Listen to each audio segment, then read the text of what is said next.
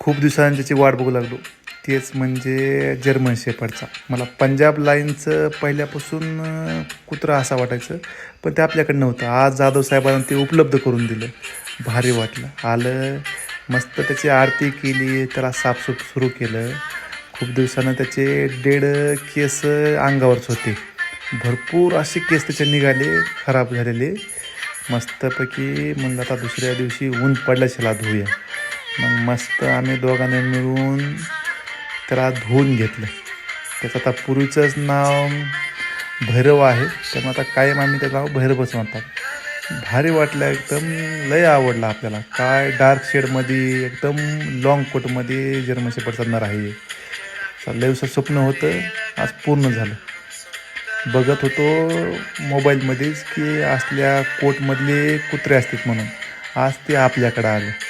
चला, नवीन काहीतरी आपल्यामध्ये एक फॅमिली मेंबर भारी त्याचं आगमन झालेलं आहे. चला, धन्यवाद.